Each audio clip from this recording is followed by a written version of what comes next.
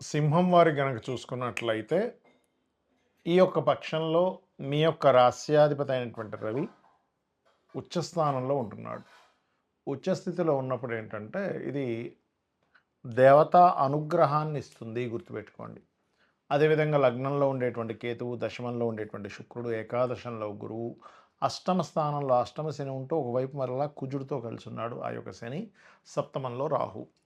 ఈ యొక్క గ్రహస్థితి ఏదైతే ఉందో ఈ గ్రహస్థితి రీత్యా మీకు ఎలా ఉండబోతుంది ఏమిటి అనేటువంటి అంశాలు చెప్తుంది నేనైనప్పటికీ చెప్పిస్తుంది సాక్షాత్ లలితాంబవారిగా భావిస్తూ ఆ లలితాంబిక అమ్మవారి యొక్క అనుగ్రహం మీకు పరిపూర్ణంగా కలగాలని మనస్ఫూర్తిగా కోరుకుంటూ, లగ్నంలో కేతు ఉండడము, లగ్నాధిపతి అంటే రాస్యాధిపతి అయినటువంటి రవి భాగ్యస్థానంలో ఉండడం అనేటువంటిది గతంలో ఎప్పటి నుంచో మీరు చేస్తున్నటువంటి ఉపాసనలు అనుకోండి, సాధనా మార్గంలో ఉండేటువంటి వారు అనుకోండి, ఏదైనా కానీ ఇక్కడి నుంచి మీకు ఒక రూట్ అనేటువంటిది లభిస్తుంది.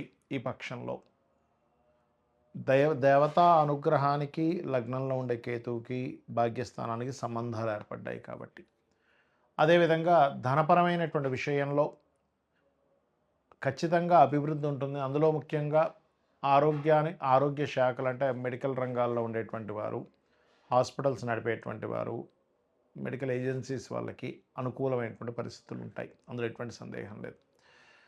మీకు మాత్రమే కాకుండా మీ యొక్క జీవిత భాగస్వామికి కూడా ఎప్పటి నుంచో ఉద్యోగం కోసం చేసే ప్రయత్నం ఫలిస్తుందనేటువంటి చూపిస్తుంది. కాకపోతే ఈ శుక్రుడు దశమాధిపతి దశమంలో ఉన్నందుకు కళారంగాలలో ఉండేటువంటి వారికి, మరియు అదేవిధంగా ఫ్యాషన్ రంగాల్లో ఉండేటువంటి వారికి, కన్స్ట్రక్షన్ రంగాల్లో ఉండేటువంటి వారికి చాలా చక్కటి అనుకూలమైనటువంటి వాతావరణం ఉంది. కాకపోతే ఈ వాహనం మీద వెళ్ళేటప్పుడు చతుర్థాధిపతి అయినటువంటి కుజుడు అష్టమ స్థానంలో 6వ అధిపతితో కలిసి ఉన్నాడు కాబట్టి నర్వ్ రిలేటెడ్ ఇష్యూస్ ఉండేటువంటి వారు, వాహనం మీద వెళ్ళేటువంటి విషయాల్లో అధిక వేగం పనికిరాదు. 4వ అధిపతి అష్టమ స్థానంలో ఉన్నాడు కానీ చతుర్థాధిపతి అష్టమ స్థానం కాబట్టి ఈ యొక్క విషయాల్లో జాగ్రత్తగా ఉండాలి. వివాహ సంబంధించినటువంటి విషయంలో గుర్తుపెట్టుకోండి, మీరు స్వదేశంలో కాకుండా విదేశీ సంబంధాలు వెతుక్కోవడం ఇప్పుడు ఉండేటువంటి గ్రహస్థితి అటువంటి విషయాలకు సపోర్ట్ చేస్తుంది. అయితే ఇక్కడ ఏంటంటే కొన్నిసార్లు ఏమవుతుంటుందంటే మనం కేవలం వెతుక్కోవడం వరకు, చూడడం వరకు చేస్తాం కానీ జరగదు. కొన్నిసార్లు మన జన్మజాతకంలో కనుక, మీ యొక్క జన్మజాతకంలో సప్తమాధిపతి కనుక వివాహం విషయంలో, జీవిత భాగస్వామి విషయంలో, వివాహ సంబంధాలు ఏవైతే ఉన్నాయో విదేశీ సంబంధాలు రావాలి అని కనుక మీ జన్మజాతకంలో ఉంటే మీరు అది తప్పితే ఇంకోటి ఏ ప్రయత్నం చేసినా ముందుకు వెళ్ళదు. కాకపోతే అలా ఆ యొక్క యోగం ఉన్నటువంటి వారికి ఇప్పుడుండేటువంటి గ్రహస్థితులు ఏం చూపిస్తున్నాయి అంటే చాలా స్పష్టంగా విదేశీ సంబంధాలు మీకు రావడానికి ఆస్కారం ఉంది అని చూపిస్తుంది. దీంతోపాటు ఇప్పటికే వివాహం అయినటువంటి వారికి చూడండి, జీవిత భాగస్వామి ప్రయత్నం చేస్తూ ఉంటారు, ఏమండి పలానా విదేశాలకు వెళ్దాం అనుకుంటున్నాము, మాకు కుదరట్లేదు అని. కానీ మీ యొక్క జీవిత భాగస్వామికి విదేశాలకు వెళ్ళడానికి అనుకూలత ఉంటుంది. కాస్త షేర్ మార్కెట్ విషయంలో కొద్దిగా జాగ్రత్తగా ఉండండి. పంచమ స్థానం మీద శని యొక్క దృష్టి ఉంది. మరియు మరొక విషయం ఏంటంటే ఇక్కడ గమనించినట్లయితే వీటితో పాటు ఇక్కడ ఈ అష్టమ స్థానంలో ఉన్నందుకు తాతగారు ఆస్తి సంబంధించినటువంటి విషయంలో అనవసరమైన వివాదాలు శనికుజులు కలిసి ఉన్నారు కాబట్టి ఇటువంటివి చూపిస్తున్నాయి కాబట్టి కాస్త జాగ్రత్తగా ఉండాలి. వ్యాపార లాభాలు అయితే బాగానే ఉంటాయి. ఇక మీరు నిత్యము చేయవలసింది కాలభైరవుడి యొక్క అష్టకం చేసుకుంటే అన్ని విధాలా బాగుంటుంది. ఇక్కడ మనము గోచార ఫలితాలు చెప్పుకుంటూ ఉంటాం కానీ గోచార ఫలితాల కంటే కూడా అతి ముఖ్యంగా మీరు చూసుకోవాల్సింది మీ జన్మజాతక ఫలితాలు. అది ఎలా చూసుకోవాలి, మీకు చంద్ర నక్షత్రము చంద్రరాశి ఎలా ఉంటుందో, పలానా నక్షత్రం పలానా రాశిని చెప్పుకుంటుంటాం కదా, అలాగే లగ్నము అనేటువంటిది ఉంటుంది. అది ప్రతి 2 గంటలకు ఒకసారి మారిపోతూ ఉంటుంది. మీరు ప్రధానంగా ఏ లగ్నంలో జన్మించారో చూసుకోవాలి. ఎందుకంటే మీరు జీవితంలో ఎదగాలి, సుఖపడాలి, మంచి రూపురేఖలు ఉండాలి, లేకపోతే మీరు శారీరక శ్రమ పడుతున్న శ్రమకి మీకు ఫలితం రావాలంటే లగ్నం బాగుండాలి. అన్నిటికంటే ముఖ్యంగా లగ్నం గుర్తుపెట్టుకోండి. లగ్నం బలహీనంగా ఉందా బలంగా ఉందా? బలహీనంగా ఉంటే అది ఏ లగ్నం అయింది, 12 లగ్నాల్లో ఏ లగ్నం అయింది, మేషం నుంచి మీనం వరకు ఆ లగ్నాధిపతి ఎవరైతే అయ్యారో, ఎందుకంటే మేషము వృశ్చికానికైతే కుజుడవుతాడు, వృషభ తులకైతే శుక్రుడు అవుతాడు, మిథున కన్యకైతే బుధుడవుతాడు, కర్కాటకానికి చంద్రుడవుతాడు, సింహానికి రవి అవుతాడు, మరియు అదేవిధంగా ధనమీనాలకి గురువు అవుతాడు, మకర కుంభాలకి శని భగవానుడు అవుతాడు. కాబట్టి ఈ లగ్నాధిపతి ఎవరో తెలుసుకొని మీరు ఎదగలేకపోతున్నారన్నప్పుడు ఆ గ్రహం దగ్గర దీపారాధన చేయండి. ఖచ్చితంగా మీ లైఫ్లో ఎదుగుదల అనేటువంటిది వస్తుంది. శారీరక శ్రమ, మీరు శ్రమ పడుతున్నందుకు దానికి ఫలితం వస్తుంది. తక్కువ ఆదాయానికి ఎక్కువ శ్రమ పడడం కూడా తగ్గుతుంది, గుర్తుపెట్టుకోండి. కొంతమంది చూడండి గొడ్లా కష్టపడుతుంటారు కానీ ఫలితం రాదు. ఇది లగ్నం. మరి ధనపరమైనటువంటి విషయాల్లో చాలా ఇబ్బంది పడుతున్నామండి అన్నప్పుడు జాతకం లేదు, ఓం సంపత్కరీ సమారూఢ సింధుర వ్రజ సేవితాయ నమః మంత్రం చేసుకుంటే ఖచ్చితంగా గ్రోత్ ఉంటుంది. అంటే మీ యొక్క ఆలోచన విధానంలో నేను ఎలా కష్టపడుతున్నాను, నేను ఏ మార్గంలోకి వెళ్తే బాగుంటుందని అమ్మవారిని ఆశ్రయించినప్పుడు మీకు ధనయోగం అనేటువంటిది కలుగుతుంది. దాంతోపాటు మీ ధనాధిపతి ఎలా ఉన్నాడో చూడాలి. ధనాధిపతి మీకు వ్యాపారంలో ధనయోగం ఇస్తున్నాడా, ఉద్యోగంలో ధనయోగం ఇస్తున్నాడా, ఆ ఉద్యోగంలో ఉన్న స్టేట్లో ఉంటే ఇస్తున్నాడా, వేరే ప్రాంతాలకు వెళ్ళాలా, వేరే ఊరు వెళ్ళాలా, వేరే దేశానికి వెళ్ళాలా అనేటువంటిది ఉంటుంది.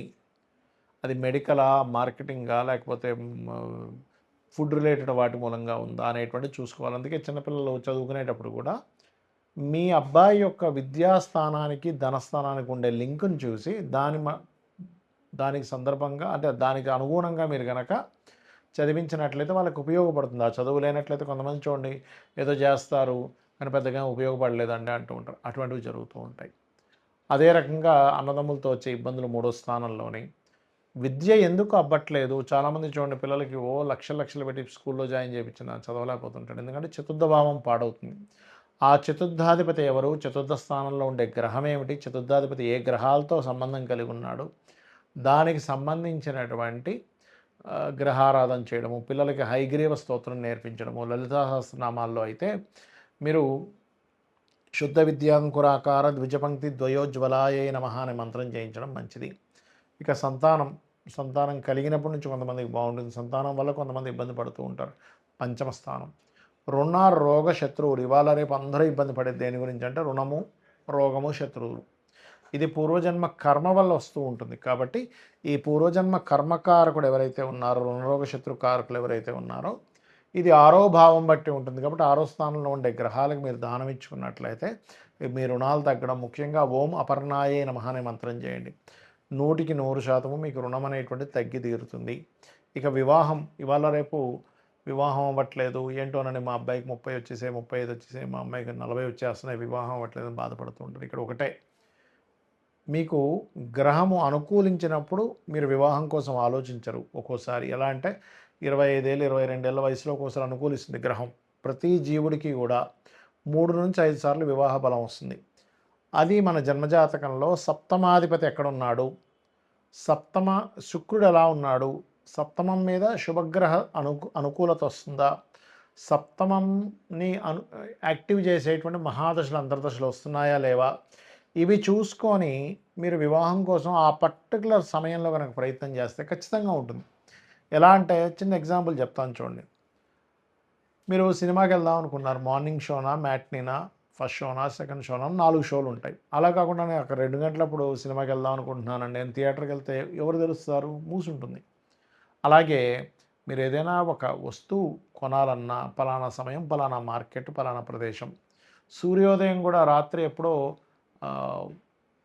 9 గంటల నుంచి మీరు తలుపులు తీస్తూ చూస్తే ఏంటి సూర్యోదయం అవ్వలేదని బాధపడడంలో ఎలా అర్థం లేదో, మీ యొక్క జన్మజాతకంలో మీకు ఒక ధనయోగం కానివ్వండి, ఒక విదేశీ యోగం కానివ్వండి, ముఖ్యంగా వివాహం గురించి మనం మాట్లాడుకుంటున్నాం కాబట్టి ఈ సమయంలో వివాహ యోగం ఉంది, ఇలాంటి పర్సన్తో ఉంది, ఇలాంటి లవ్ మ్యారేజ్ ఉందా, అరేంజ్డ్ మ్యారేజ్ ఉందా, లేకపోతే విదేశాలకు వెళ్ళి ఉద్యోగం అక్కడ ఉండేటువంటి అమ్మాయితో వివాహం అవుతుంది అనేటువంటిది మీ జాతకంలో ఉంటుంది. ఏ సమయంలో అవుతుంది అనేది ఆ 3 నుంచి 5 సార్లు సమయాల్లో మీరు సరైన సమయాన్ని ఎంచుకొని అక్కడ కొంచెం గట్టిగా ప్రయత్నం చేసినట్లయితే మీకు వివాహం ఖచ్చితంగా అయితే తీరుతుంది. కొంతమంది ఎక్కడో 1% ఆఫ్ జాతకాల్లో అసలు వివాహం ఉండదు, అది వేరే కేసెస్. అయితే వివాహం అవ్వాలి అంటే ఓం కామేశబద్ధ మాంగళ్య సూత్ర శోభిత కందరాయే నమః అనే మంత్రం చేసుకుంటే ఖచ్చితంగా మీకు వివాహ యోగం అనేటువంటిది అమ్మవారు కలిగించి తీరుతుంది. మరి కొంతమందికి వివాహం అయిన తర్వాత ఇబ్బందులు ఉంటాయి. అలాంటప్పుడు ఓం శివకామేశ్వరాంకస్తా శివా స్వాధీన వల్లభాయ నమః చేసుకోండి. అదేవిధంగా విదేశీ యోగాలు 12వ స్థానం బాగుండాలి, వ్యాపారంలో బాగా లాభాలు రావాలి, లాభస్థానం బాగుండాలి, ఉద్యోగం బాగుండాలి, దశమస్థానం బాగుండాలి. ఈ రకంగా మీ యొక్క జాతక చక్రాన్ని మీకు మీరుగానే ఆ భావాధిపతి ఎలా ఉన్నాడో చూసుకోండి. పాపగ్రహంతో ఉందా, శుభగ్రహంతో ఉందా అని చూసుకొని మీకు మీరుగా చేసుకోవచ్చు. శ్రీమాత్రే నమః.